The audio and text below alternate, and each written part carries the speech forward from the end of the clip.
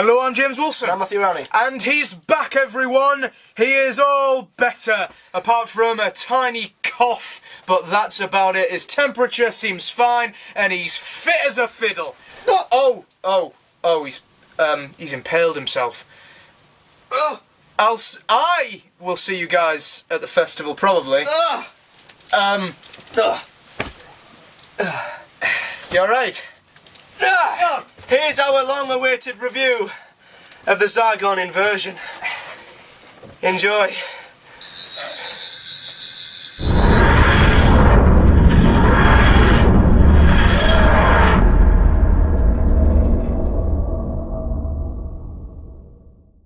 I thought this episode was absolutely bloody dreadful. I thought it was worse than In the Forest of the Night. I thought it was worse than The Wedding of... No. I thought it was worse than Time and the Rani, said James from an alternate universe. Me, James from this universe, on the other hand, I bloody loved it. Yes, the Zygon Inversion didn't live up to its predecessor, the Zygon Inversion. Or will our ratings be inverted from last week? Will I give a 10? Will James give an 8.5? Will I give a 3? We'll have to wait and see. Or 8.4? Yes. You never know with this one. Could be giving an 8.56, I don't know. Yep. Anyway, yes, sorry about this review being a little bit late, guys. I've been the ill one this week. Yeah. I've been fighting a war. My immune system has been in the time war against this thing called flu. But yes, I'm recovered now, and sadly, though, there will not be a preview to Sleep No More because we do not have time with the Doctor Who Festival being this weekend. Yes. So yes, I was prioritising just getting ready for that, but yes. We are still going to review Inversion. Yes. So where do we start with Inversion? Well, we start with the start, of course. Yes. Yes, and... well, we could start with the end and invert the review. Yes, I suppose you could, but that would be too much like a Stephen Moffat plot. Yes, yes, we don't want to do that, do No, we? we don't. No, we'll we probably... No. Anyway, we obviously started with a previously sequence, if you want to go that deep into the actual exact start. And as soon as Stephen Moffat's name was put at the bottom of Peter Harness's name, I genuinely thought that this episode was going to go downhill, but boy, was I wrong. Well, I've got to credit Liv, my girlfriend, for this, because I did not realise Moffat had a writing credit until the end. Because after a certain scene, I was like, oh my god, it's like Moffat written that bit, and she was like, he did. I was like, what? She's like, Moffat was in this episode. What? He had a co-credit. What? So yeah, I didn't actually realise that until the end. But I will say I was pleasantly satisfied with this episode. And it started off with Clara being in a dream state, which was interesting. I mean, we've had much worse dream states. I mean, Last Christmas was a complete and utter bad example to how to carry a dream story. But yes, Clara was, I wouldn't say, she was communicating, sort of. She was attached and connected to her Zygon counterpart through her mind. Yes, and dream. and after not really seeing the real Clara that much last week, it was great to finally see her, and it was a chance for Clara to actually flex her acting muscles, and even though acting isn't a muscle, but anyway, continuing, I thought that her performance as Evil Clara, I'm not going to say her name, so don't frickin' say it. Bonnie. Don't say... You frickin' said it. Bonnie. Don't! Seriously. But anyway, so Evil Clara, that's what I'm calling her. I refuse to say that with a name.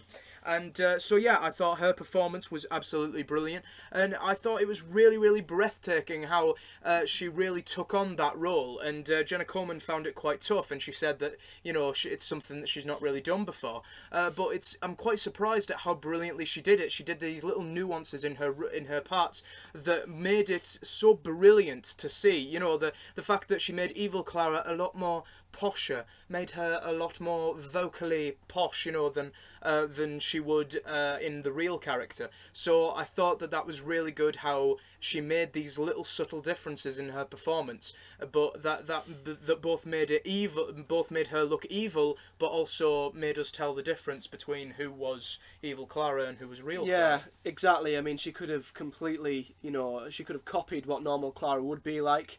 But she didn't make... That's what I like. She didn't make a huge difference. She just made these subtle, tiny little differences to what normal Clara would be like, and that was enough. I mean, I've got to point out quickly, talking about the dream scene before we go more into Evil Clara, or Bonnie. The dream scene was good. It was interesting to see, you know, the clock being backwards and, black toothpaste coming out of that. It was horrible, that was. But I just feel as if they maybe could have made it more of a believable dream state. I think they maybe could have made a few more things a bit distorted, the outside of the, around the edge of the lens a bit more, wobbly and, distorted. The colours were going a bit funny. I just felt as if although, as I said, it's not the worst depiction of a dream they've ever done, No. they could have maybe made it a bit more believable. Yes. Because at first, when the episode started, I honestly thought, is Clara alive? Have I missed something here? So it took time, I guess. I don't know if that was what Peter Harness wanted us to figure it out. But I felt as if they could have made it seem more like a dream. Yeah. I guess. Yeah, a little bit. No, I think that they did it quite successfully with how they depicted being within a dream, because I thought that was actually pretty clever. How we actually got to see what Zygons probably do to their original things that they are actually copying. So I think that is actually quite clever, and how they would do that, I thought was actually quite genius, actually. Yeah. But yes, so I've just got to applaud the prosthetics department and the CGI for that absolutely disgusting but beautiful to see transformation that man made into a Zygon. Let me paint the scene for you. So a man, the episode's just opened. A man is walking, running really with fear into his apartment, and Evil Clara is following him, and Evil Clara turns him back into a Zygon when this man really doesn't want to. And it's great how the blotches of sort of suckers are coming back onto his face and stuff. So and if there was one critical thing, it doesn't make me want to take away my 10 out of 10 from last week, but what I will say, if there was one critical thing I had to say about last week, it's that they failed to really show the what they were saying about, not all the Zygons want to take over this world. They just want to, live in peace and stuff like that. So I think that this week they finally paid off on that part of the episode, I think. Yeah, I agree with you there. Last week we heard about the Splinter Group, and we also heard about the good Zygons that did not want to turn and were happy, and it was nice to see that. And the transformation kind of added, to how slow and horrible this transformation is, almost as if the man was trying to hold it back. Yeah. And the fact that Evil Clara was kind of stalking him with that really emotionless look, that's what made it creepy. Like I said, it was a very subtle difference, but it worked. She wasn't running after him. She was slowly waltzing after him. She had a very straight face, especially when he looked through the hole in his door, and she was just looking straight at him but pulling on the handle. It was really, really creepy, and that was credit to Jenna Coleman's performance. And I've got to say, what added to the horror of the Zygon not wanting to turn into, physically turn back into a Zygon, was how he killed himself later on. That was dark, and that was tough, and that made me really feel for the Zygons when that poor Zygon took its own life. Yes, definitely. That was horrible. That really was horrible. And let's just talk about the duo of the Doctor and Osgood for this episode. I thought that they worked very, very well together. I thought that this was finally... I think this is probably Osgood's best episode she's had thus far. I'll say and so, yeah. And I think she has made a permanent ally in the Doctor, like we did with previous other characters. The Doctor has a permanent ally in Osgood, and I think that is pretty darn good, I think. And the way we still didn't get to know how she was a Zygon or human, I thought that was really good that they are keeping that mystery. And it still gives Osgood's death in Death in Heaven, I suppose that still gives it credibility. In that case. Yeah, I mean, I feel bad for Clara because recently it's been anyone else but Clara who's been the companion. And I've got to mention quickly, I forgot to mention this, is there was a scene between Clara and Zygon, evil Clara, where Zygon Clara was trying to get information out of Clara. And of course, the dynamic between the two is very interesting. Clara's looking at her Zygon counterpart, who is, been her imposter, and it was an interesting dynamic to see them two, technically verbally battling it out to see who can get the upper hand, who can get into the Black Archive. They're kind of bodily fighting it out though, as well. But it kind of went on too long for me. I mean, the message was there, and I was getting the message. Yes, Clara's trying to stop her. She can tell when she's lying through the pulse. That's really clever. I can see what they're getting at. But it kind of went on for too long. I guess they kind of put the message too much out there, too much down our throats. I got the message. I was like, okay, but the scene dragged for me a little bit. It's kind of like a scene undergoing a lie detector test. It's that intense, you know. I actually dare say that scene felt very intense to me. You know, the fact that Zygon could have, would have, you know, ripped through that thing and killed her at any given minute. And I think that was really interesting. I didn't think it was really all that too long, really, because I think that if it was short and snappy and you know, was really short, I think that would have rushed the scene for me. And I was enjoying every single scene in this episode. And so I wanted to drink all these scenes in. That's the thing with a Peter Harness episode. I really wanted to drink these scenes in and really make them last. I mean, seriously, I didn't want this episode to end, if I'm honest. Well, I was entranced in this episode. I really, really was. And this scene again, you know, seeing them two battling it out, it enthralled me. But as it went on, it kind of lost its intensity for me. I was hoping that maybe Zygon Clara would open the pod, maybe get her hands around normal Clara's throat, you know, maybe get really, really close to doing something really horrible. And I felt as if this verbal confrontation they were having was all good and well, but I felt as if they could have made it a little bit more of a physical confrontation as well. I mean, they'd already highlighted that they're connected from the pulse, so what if one Clara does something horrible to herself? You know, does it affect the other Clara? I would maybe wanted it to be a bit more of a physical confrontion.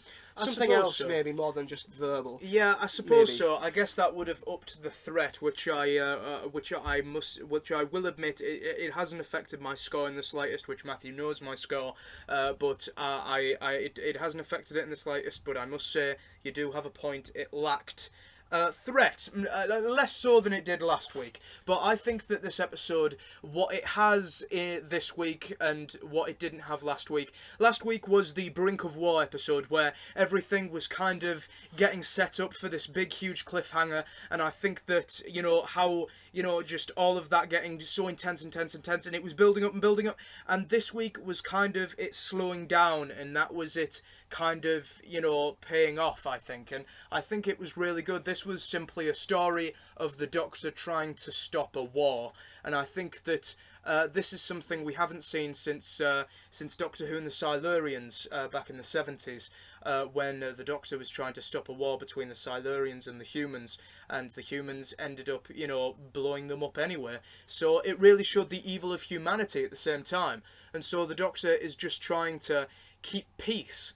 And I think that is very Doctor-like, in my opinion. It is, but that's the one thing that I was disappointed with this episode, was I mean, I'm not saying that every episode needs a threat. I'm not saying that every episode needs an incredible amount of action. I'm not saying any of that, because we've been through this. But they're the two things that I loved the most about last week. It was so refreshing last week to see an episode that had so much scale, you know, so much of a threat, a global threat. You know, we saw a villain for the first time in weeks that actually seemed threatening and actually seemed to do some damage. We had Kate Stewart in one part of the world. We had, I forgot the woman's name, Rebecca Front? Her character, Unit, they were another part. It was great to see that, and I think that lacked in this episode. I think it kind of took something away. I mean, they were the two aspects I loved, and because they weren't in this episode, I didn't enjoy it as much. I think the threat was toned down a lot, the scale was toned down a lot, and therefore the Zygons were as well. I mean, at the end of Invasion, the cliffhanger, we saw a big, massive group of about 10 Zygons from the Splinter group, and in this week, we saw hardly any. I think there was 2 Zygons, 3, and they did nothing. You know, and I was so refreshing and so happy to see the Zygons back, full pelt, you know, a really threatening villain that wanted to take over the world, and then this week it was taking over Britain.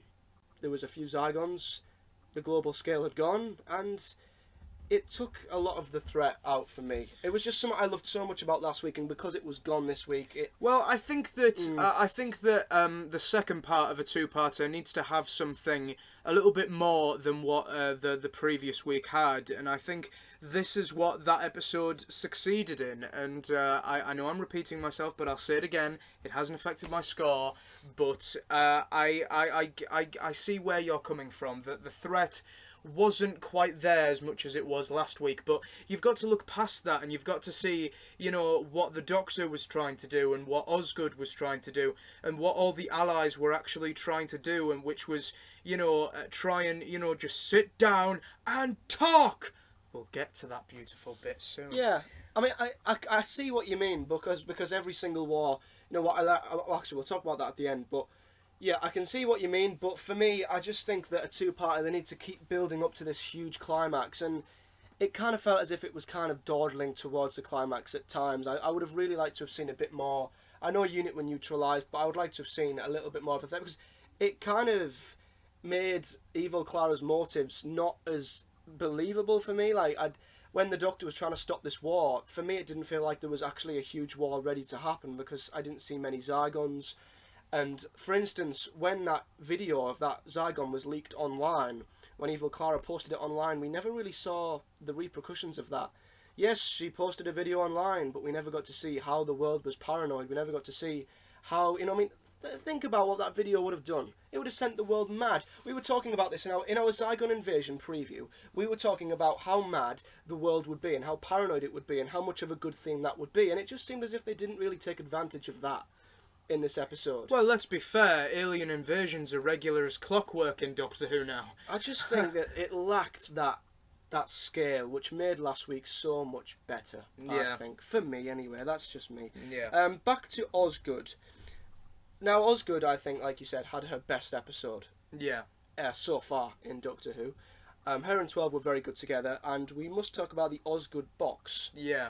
Which, I can understand why it didn't have anything inside it, because the Doctor was obviously not going to commit genocide and put either species in danger. But after the whole build-up of the Osgood box looking like the moment, you know, and it looked great, it could have these almighty effects. For it to do nothing, I was a little bit underwhelmed by that. Well, no, I thought it was very much Doctor-like for him to do that, you know, and there have been so many people complaining over the past year, this isn't what the Doctor is like, this isn't what he's like, you know, and this is, you know, this is, I think, Doctor Who's way of going, he is the Doctor. You know what? He is just as much, if not more so, the Doctor than he ever was. You know, and I think this was Peter Harness and Stephen Moffat's way of saying, right, he is the Doctor, and I'm going to prove it. This is what he's doing. You know, so I think that was very much, that was more of a sort of a mind game that the Doctor was playing with the enemy than anything else. And what better way to stop a war than play a mind game? You know, that is so Doctor-like, isn't it, really? I mean, think about it. He stops an alien invasion with what is essentially a box. He's doing that all the time with his TARDIS, but for goodness sake, he's literally doing it with a box. That is genius, in my opinion. The fact that with 2 empty boxes, he can talk an evil Zygon who has taken the form of his best friend. He can do that. He can stop an entire alien invasion just like that. And I think that is genius, incredible, really. Yeah. It's very Doctor-like, I think. It's clever. The Doctor just doesn't always have to go in all guns blazing all the time and everything be all action-packed and the world is going to crap. It just can be something as simple as just a bunch of people talking in a room. And that is essentially what you said in a previous take of this review. You said that what people do in the 21st century isn't going in all guns blazing. Yes, we do that sometimes when it really goes bad, but we talk in a room and talk about things. United Nations, they sit in a room and they talk. I can see that is very relatable to nowadays. Of course, the answer to war is not to continue fighting. You know, I mean, I think 10th Doctor said that in the Series 2 finale, you know, just stop fighting. And that's, you know, that's the only way that the war will stop, because in the world we live in today, it's ridden with war and death, which is just horrible. And people just keep fighting when the only way to stop it is to make peace. So I can see what you mean, but I just felt as if the build-up kind of led to a little bit... I mean, I'm not saying it was terrible. I'm not saying that I was incredibly disappointed. I just... The Osgood box felt a lot like the moment. It felt as if one could have a huge impact, one could have an incredible, terrible impact, and I thought that the Doctor would have maybe found another way. Maybe he knew something else. He found another way of not using either of these boxes, but yeah, it's not that bad. Yeah. It isn't. No. I was just a little bit let down. So, let's go on to the icing on this beautiful cake. Capaldi's words, and I will say this again, once again, in a Scottish accent, it just sounds beautiful. Peter Capaldi's speech in the Black Archive was possibly one of the greatest speeches that I've not just seen in Capaldi's era, but one of the greatest that I've seen in Doctor Who, period. I think it is a very current speech, something that very much speaks about what is going on in our world today. And what's the greatest part about a speech? When it's true. Yeah. You know, anyone can write a speech when it's actually about the Doctor. Matt Smith's speech in Rings of Akaten, yes, it was beautiful, but that was about the Doctor. And yes, it was beautiful. The 10th Doctor's speech in Voyage of the Damned, it was quick and it was climactic and brilliant with a great score, but still it was about the Doctor. What gave this speech and what made it so deep and is the fact that it was relevant. It wasn't about the Doctor. Yes, part of it was in his past, but it was mostly to stop a war, and something that is so very, very current. That's what made that speech so beautiful for me. It was so powerful. I mean, I think we were all left breathless after that scene. Yes. I mean, if anyone can sit there and say 12 is not the Doctor, they need their heads examining. There have been countless articles saying that Peter Capaldi is now finally the Doctor. And all this, you know... He's been the Doctor since Mummy on the Orient Express, for God's sake. Yeah. But yeah, this scene was incredible. I mean, no matter what 12 says, Capaldi's acting was just incredible. I mean, it's just out of this world how good his acting was. Yes. And yes, it was such a powerful, deep scene, trying to negotiate between these two species to keep peace. And this is the message that I think all villains need to really get note of. You know, I mean, the amount of times we've seen the Cybermen on the Daleks trying to take over the universe, the question that we all want to ask them is, well, then what? What do you do after you've taken over the universe? You know, what do you do then? And that's what the Doctor was finally asking a villain. And I wanted him to ask this question, what happens next? And it opened the eyes of the villain, you know, well, what actually can we do next? And it was so powerful, so deep. And what I love the most is that he used his experiences from the Time War, which was linked heavily to the Day of the Doctor. You know, he used his tragedy, his loss from that to fuel this peace. And that was great. Yeah. There is one problem, and I know you're all going to say, oh, come on, it was perfect. The American accent. Where the Doctor suddenly became an American Chris Tarrant, and he suddenly was hosting a game show. Her fingers on buzzers! What are you going to pick? What are you going to do? And I was like, oh, why? Why? It was near perfect. And I don't want to bang on Moffat, and people are going to be like, oh, stop banging on Moffat, but I think he written that bit. I think he did as well. It was going so well. Yeah, I'm surprised you agree with me. Yeah, I mean, I'm surprised I am too, but I just didn't like the American accent. You know, yeah, it's a convincing American accent, but it just didn't really. It wasn't necessary. It wasn't necessary. It wasn't needed. Was that necessary to the speech? No, it bloody wasn't. You know, and it felt very. I'm not going to say out of character for the 12th Doctor, but I just felt like it was a step too far. Like the yo-yo scene in The Girl Who Died, it was unnecessary, not needed. Past the line. Yeah, exactly. It crossed the line a little bit, yeah. It's a shame because it would have been the perfect scene. I mean, it's probably the only moment so far where I can look past 12's stupidity, because it was just that good. Yeah. I mean, he was that good in that scene. Yeah. He was so good in that scene, I can look past that. I mean, I wish I could recite the whole speech to you, but the one particular bit we'll learn it. I will monologue it in an acting class sometime. But yes, I've just got to recite one part of the speech. I don't know whether I'm saying exactly this right, but he said to Bonnie... he said to her, you are the same as every tantruming child in history. You don't know what you want. And I love that line. I absolutely adore that line. That's what every evil person who has started a war in history is like, a tantruming child. I hate to bring history into things, but what was Adolf Hitler really like? Jews were surpassing him at every level. Jews had all the jobs, Jews had all the money, you know, and stuff like that. And he was jealous. He was a tantruming child. And that's exactly what the Doctor was getting at, that she was a tantruming child that didn't have a clue what was going to happen next. And that they don't know who's going to die. Yeah. Just, oh God, honestly, such an amazing part of that speech. Very good, yes. And it finished with them wiping the memory of Kate Stewart. Let's briefly just say Kate was amazing. Yep. 5 rounds rapid. Yeah. That's all I need to bloody say. Yes. She turned on the Zygons, hit them in the head. 5 rounds rapid. Female Kate Stewart, Bond. badass. Female Bond. Wiping the memory.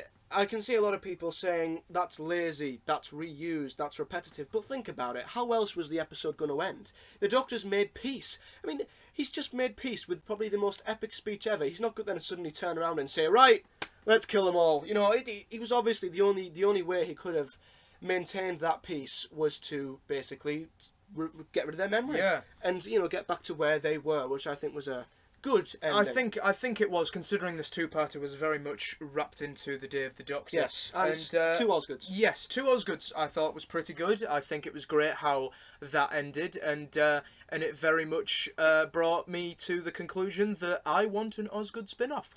Osgoods. Osgoods. Just call it Osgoods. Just call it the Osgoods. The Osgoods. Yeah, that sounds like a sitcom. Yeah. The Osgoods. No, but I've got to say, I admire Osgood for how she... Petronella Osgood. Petronella Osgood, yeah, what Yeah. a name. I admire her for turning down the Doctor's proposal to travel with him, Yeah. because I can imagine Osgood from the 50th anniversary would have jumped at that chance and probably jumped around like a giddy little girl. Yeah. But it shows how far she's came along, how independent of an individual she is, how strong-willed she is. She knows what her responsibilities are. You know what I've actually just thought of, and I think this may have been the reason. You guys know me, I think deep into dialogue and what have you. But I genuinely think this is what happened. I think that there would have been security cameras. There was security cameras in the plane and that, wasn't there?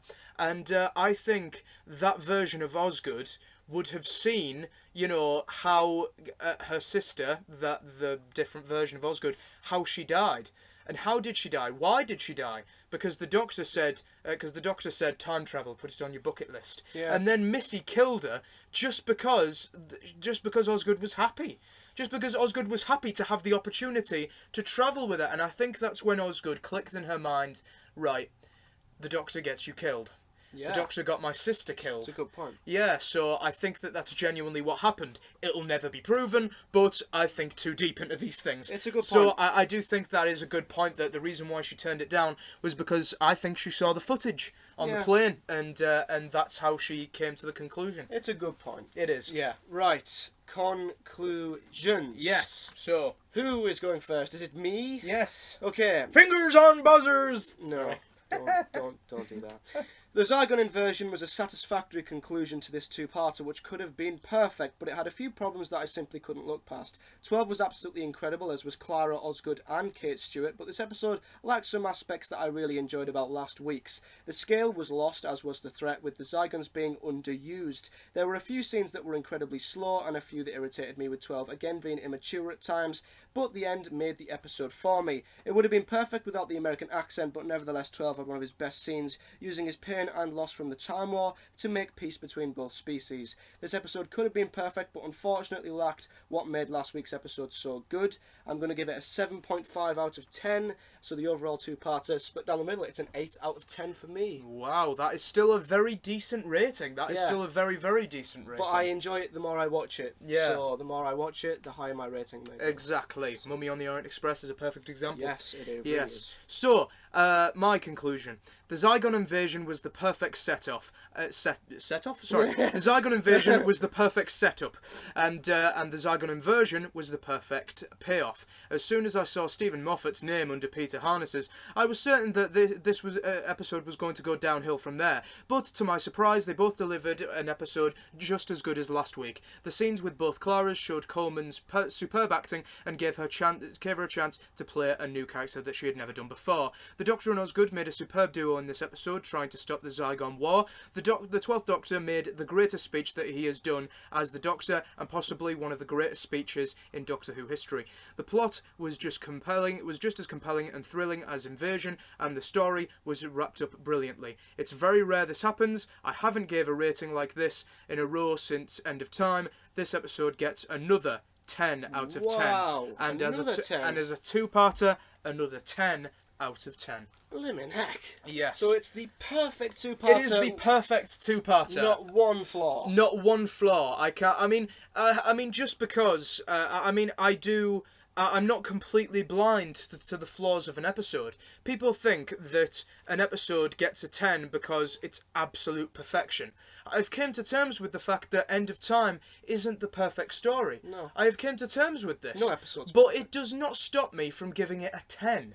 It does not stop me from doing this, because this episode, I enjoyed it. I thought it had a great undertone, and this story had connections to both the Day of the Doctor and connections to our recent and current affairs. And I think it's an incredible two-parter that I think, personally, in my eyes anyway, will stand the test of time for Doctor Who. Well, yeah, just because because I've gave it a low rating, people will probably assume, oh, it's because Matthew hates it. I mean, Yeah. 8's is still a very strong rating for a two-parter. Yeah. And this would have been on par with last week's, if probably higher, with maybe a 9, but I mean, I love everything about the way it was wrapped up. There was some incredible scenes in there, but it was the fact that some of my favourite parts of Invasion were lost from Inversion, and that's what made it a little bit less enjoyable for me. But still, it's a quality two-parter, and maybe probably joint, I don't know, because The Magician's Apprentice and The Witcher's Familiar I'm starting to see a lot more flaws with. Yeah. So it probably is, I'd say, the best two-parter of Series 9. Yes. Quickly, let's just mention Sleep No More, Yes, since we cannot preview it. we're not going to be giving a preview this week, as of course we are preparing for the Doctor Who Festival this weekend. Also check out our channel, because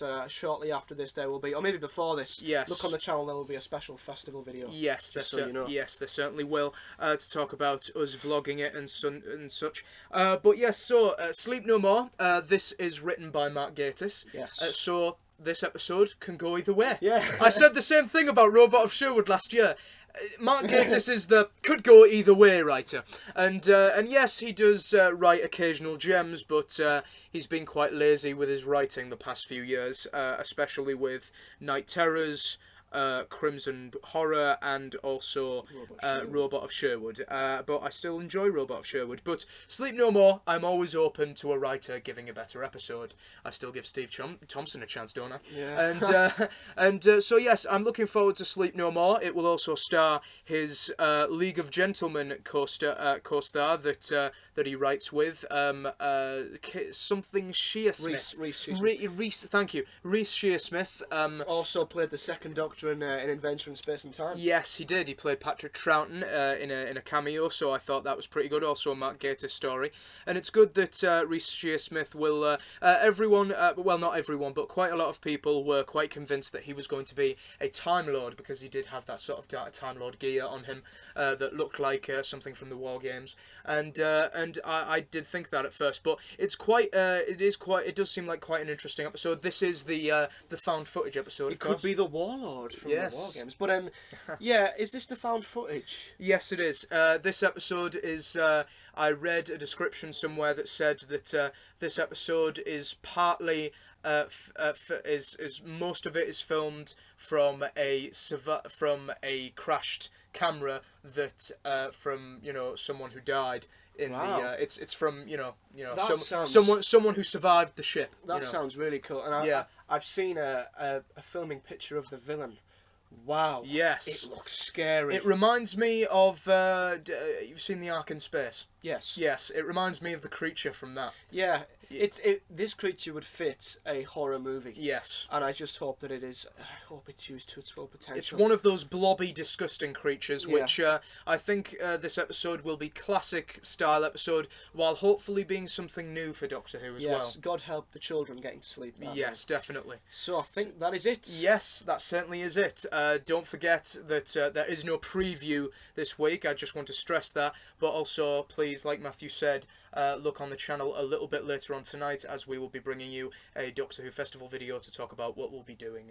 And due to us getting back from the festival late on the weekend, the review for Sleep No More will not be up till Tuesday. Is it next week? Are we going to go for Tuesday? I think we'll be having a well-deserved sleep in on the Monday, and I don't think we'll be doing the review Monday. I believe the review will be filmed Tuesday to go out on the Tuesday night, and the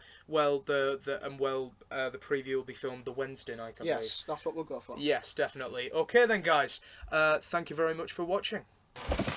So then guys, we hope you enjoyed our review for the Zygon Inversion. Please like this video, subscribe to Who Addicts Reviews, and also comment in the section below what you guys thought of this week's episode. And also visit our website, which is at the bottom of your screen. There you can find links to our website with social media, which is good because we're going to the festival, so now's the perfect time to like our social media accounts. And we've been replaced by a child. Yes.